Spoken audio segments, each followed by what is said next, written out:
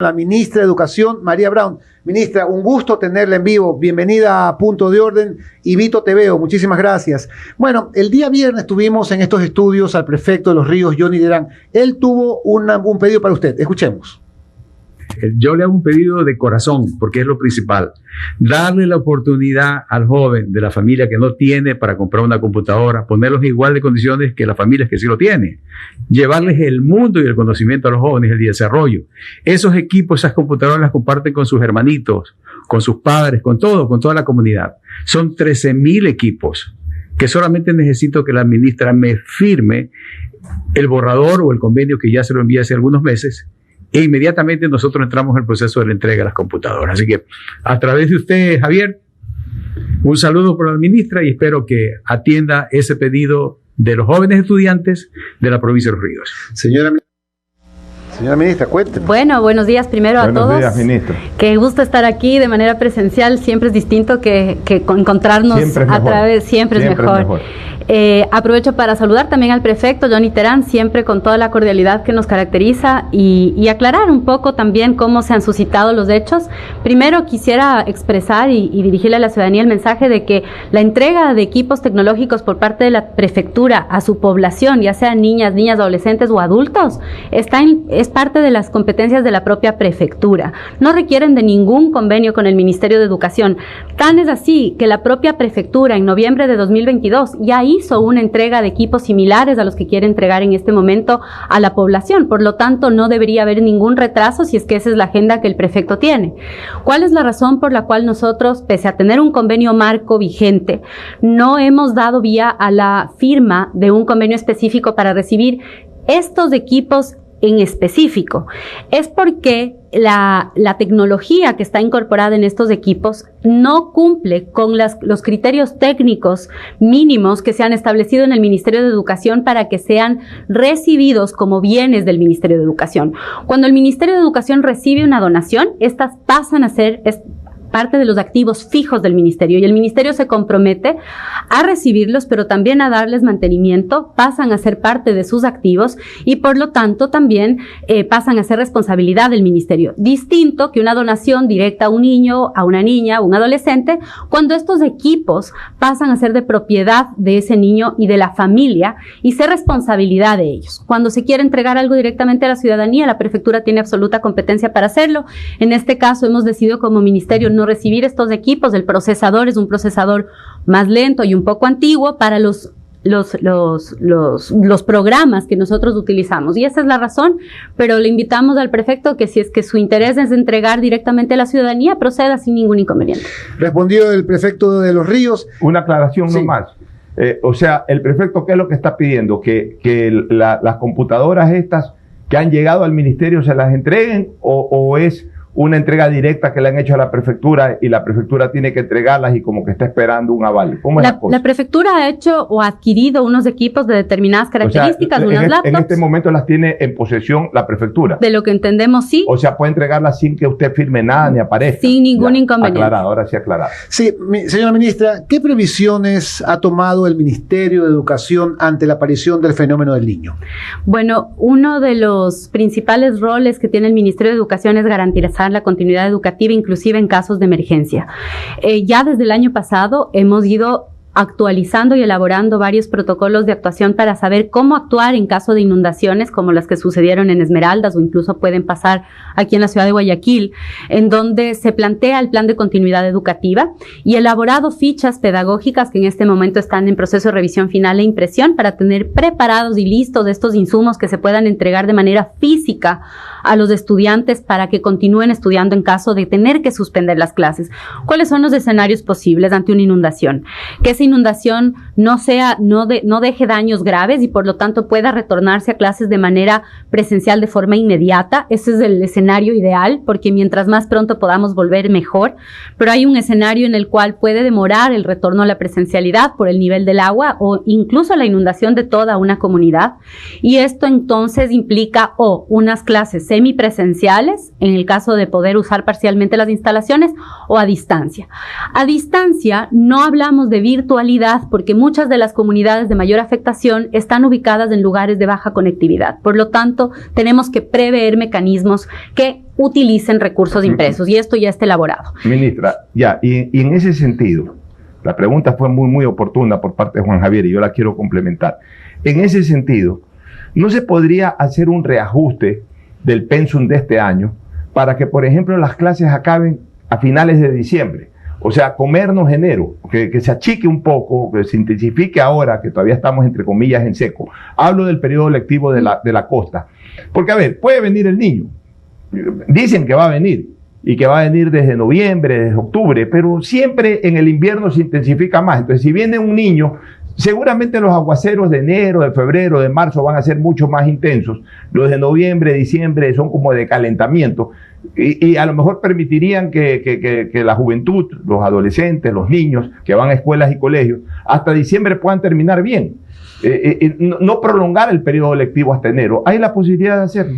Lamentablemente tenemos muy poca cancha para mover o modificar el cronograma escolar, porque la Ley Orgánica de Educación Intercultural expresa que tienen que tener 200 días de clases los estudiantes. ¿Y en caso de emergencia? Tendríamos que ya tomar esta decisión una vez confirmada la presencia de una emergencia. Si bien ahora sabemos que es altamente probable que exista un fenómeno del Niño, todavía desconocemos su intensidad. Pero es probable que hacia septiembre, octubre podamos tomar. Pero es que es más probable programarlo desde ahora, para intensificar desde ahora, que ya faltando un mes o 2 meses en donde realmente va a ser más difícil achicar el periodo. Es que no necesariamente un fenómeno del Niño afectaría a toda la región costa que tiene el régimen costa. Por lo tanto, estas medidas típicamente deben ser focalizadas, porque de todas maneras impactan en la calidad de la educación. ¿Qué es lo que hemos buscado? Propender hacia cuando hay que reducir o tomar medidas que sean de mitigación, que puedan afectar a los estudiantes, sean lo más focalizadas posible. Por ejemplo, si debemos suspender clases, es en las instituciones educativas en las cuales no va a haber acceso, no en todas, ni siquiera las de una parroquia, porque no siempre toda la parroquia tiene el mismo nivel de afectación. Buscar afectar a la menor cantidad de la población posible. Y obviamente aquí también hay un elemento fundamental respecto a la preparación y mitigación de riesgos al cambio climático. Por un lado, dos temas que quisiera mencionar: la infraestructura. Evidentemente tenemos que prepararnos para tener que atender daños de infraestructura ocasionadas por esto. Se han cuantificado un recurso necesario de aproximadamente 90 millones, que es parte de este presupuesto que ha mencionado el presidente de la República, que está buscando como presupuesto adicional para enfrentar el fenómeno del Niño. Esto con el objetivo de poder atender a las infraestructuras de manera oportuna. Pero también el segundo tema que yo creo que también es muy relevante es, como tú decías, el tema curricular. Y esto es una mirada de mediano y largo plazo. Todos estos efectos del cambio climático que estamos viviendo el día de hoy, más allá de que el fenómeno del Niño pueda ser un evento cíclico, hemos visto cómo van recrudeciendo los inviernos, recrudeciendo las lluvias, y esto es efecto también de la relación del ser humano con la naturaleza, y debemos pensar cuál es el rol de la educación dentro de su currículum para abordar la educación en la ciudadanía, para mitigar estos riesgos y, ¿por qué no?, reducirlos. Y esto no es un debate a nivel nacional, sino a nivel mundial, que forma parte de nuestra reflexión en el actual proceso de reforma curricular, una reforma curricular que termina en el mes de noviembre y que queda para la implementación de las siguientes autoridades, porque ya era necesario replantearse la visión del currículo. Señora ministra, ¿qué se ha logrado avanzar en la red de escuelas rurales? ¿Qué mejoras se han hecho hasta ahora en estos 2 años de gobierno? Bueno, cuando llegamos al Ministerio de Educación, hicimos un barrido de cuáles eran las necesidades de la infraestructura educativa y de también la dotación de Internet, por ejemplo, y allí habíamos cuantificado los daños de la infraestructura en aproximadamente 650 millones de dólares de intervención requeridos para poder llevar la infraestructura a un nivel deseable, no ideal, pero digno, digamos así.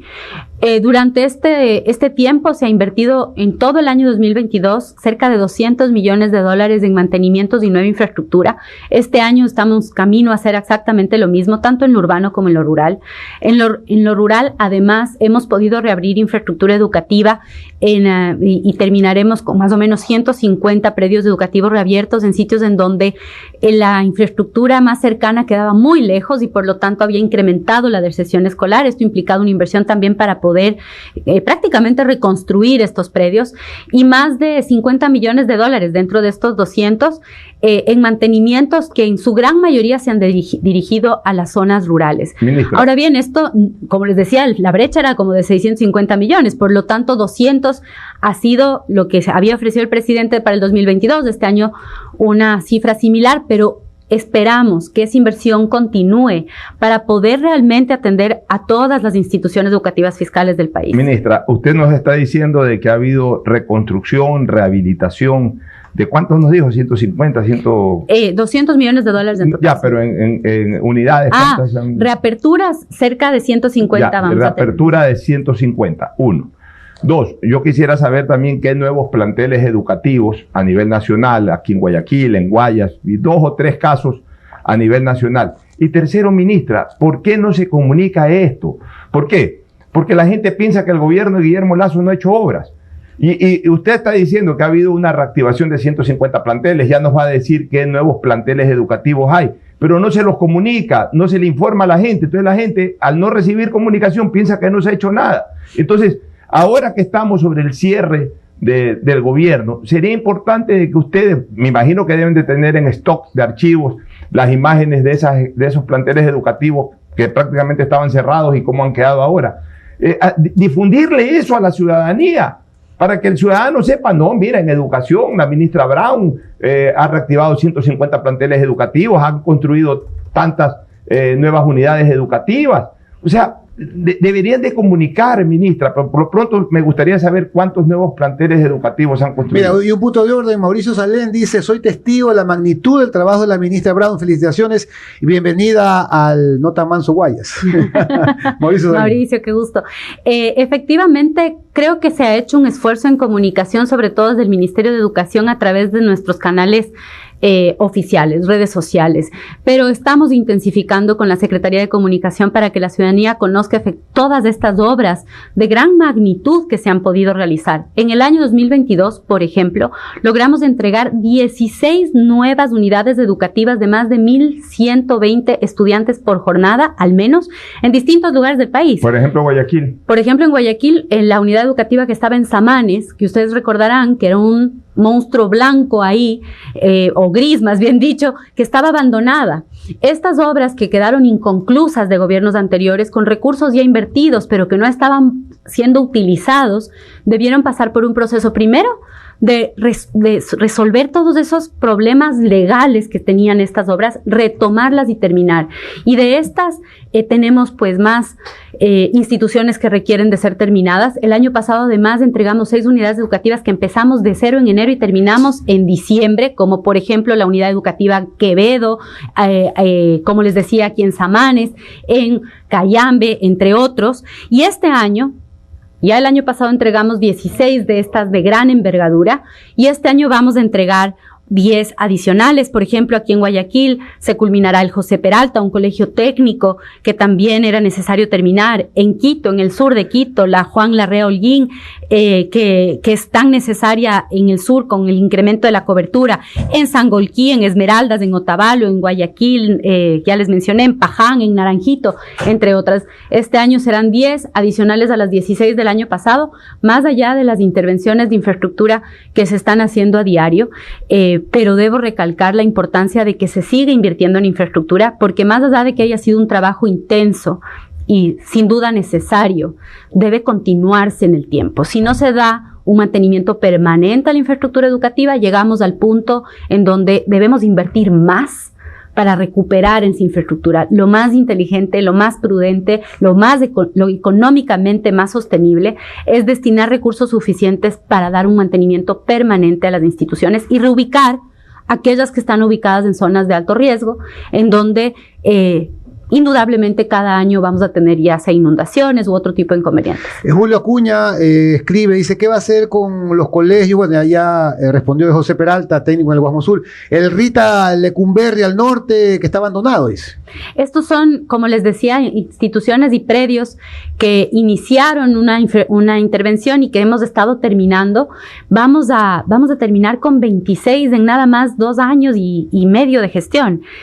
Tomen en cuenta la envergadura y el tamaño tamaño de estas obras, pero hay algunas que requieren todavía de un trabajo. Uno de los puntos que quedará pendiente, pero que yo invito a los distintos candidatos a tenerlos en la mira y ponerlos en su agenda, es el poder reemplazar los campamentos provisionales que se construyeron luego del terremoto, sobre todo en Manabí, en Esmeraldas, que requieren de una inversión importante. Nosotros tenemos ya el proyecto de inversión listo y los expedientes levantados para poder hacer esas obras que son sin duda indispensables, porque ya es infraestructura provisional que tiene más de 10 años en algunos casos y en otros entre 7 y 8 años, que ya deben ser reemplazadas por una infraestructura permanente. Estas aulas temporales que no estaban pensadas para durar tanto tiempo, deben ser reemplazadas para mejorar la calidad de la infraestructura a nivel nacional. Tengo una última inquietud, señora ministra. Se ha hablado mucho en años anteriores del adoctrinamiento a través de los libros escolares. ¿Qué pasó con los textos escolares? ¿Finalmente fueron editados o no se tocaron su contenido? Cuando nosotros recibimos el Ministerio de Educación, teníamos vigente un contrato, por llamarlo de una manera sencilla, es una cesión de derechos de los contenidos de los libros de texto elaborados por distintas editoriales sobre la base de un currículo. Entonces, cuando revisamos qué es lo que tienen los libros de texto, no solamente nos debemos preocupar del libro, sino de los contenidos dentro del currículo nacional. Se han tomado 2 medidas. La primera es hacer unos ajustes y ir solicitando ciertas modificaciones en la redacción para eliminar cualquier tipo de susceptibilidad respecto al posible adoctrinamiento en libros principalmente de historia, ciencias sociales y ciudadanía. Y esto no es algo, debo decirlo, que inició con el gobierno actual, sino inclusive con el gobierno anterior, en donde ya se había hecho una primera revisión, por ejemplo, con la Academia de la Historia, quien apoyó en un proceso de revisión de los contenidos. Y ahora, con la reforma curricular, que ahora será un currículo que no solamente está enfocado en los contenidos, sino también con un enfoque en habilidades diversas, habilidades para la vida, como habilidades socioemocionales, algunos temas de valores, temas de educación financiera, temas de ciudadanía, elementos que se están incorporando en el nuevo currículo. Vamos a tener también nuevos libros de texto, un proceso que ha iniciado ya, en donde las editoriales están ya trabajando en su postulación para entregar un contenido 100% nuevo. Entonces se hizo una edición, pero ahora vamos a entregar inclusive un nuevo grupo de textos y un nuevo modelo de libros en donde no recaiga todo el proceso educativo en ese único recurso, sino que estos libros sean libros de consulta, que sean más diversos, como fueron hace mucho tiempo los libros que teníamos dentro de las instituciones educativas. No solamente el profesor planificaba sobre la base de ese libro, sino que planificaba un contenido más amplio y utiliza estos recursos como un elemento adicional, no como el único documento que traza la ruta durante todo el periodo académico, sino más bien al contrario, que simplemente sirve como un apoyo adicional para enfrentar una diversidad de conocimientos, fortaleciendo además aquellos temas que nosotros consideramos deben ser puestos con mayor prioridad, como es el desarrollo sostenible. Las clases de ética y moral que, bueno, cuando yo era estudiante nos daban, ética y moral. Los temas de ciudadanía, los temas de convivencia, que incluyen los temas de ética, de civismo, de cultura democrática, del ejercicio de una democracia responsable, por ejemplo. Esto debe ser reincorporado en el currículo de una forma más visible. Pero será un cambio muy radical. Si quiere el álgebra de Baldor, se lo puede llevar, eso sí. y estos son, como les digo, recursos, así como era el álgebra de Baldor, que tiene muchas virtudes. Es un recurso, no es el único, y por lo tanto, sobre todo en esta era digital, tenemos que aprovechar la enorme diversidad de apoyos técnicos, pedagógicos, didácticos que pueden estar a disposición del docente y de los estudiantes también. Muchísimas gracias a la ministra de Educación, María Brown, por darnos esta entrevista, por haber venido a esta radio.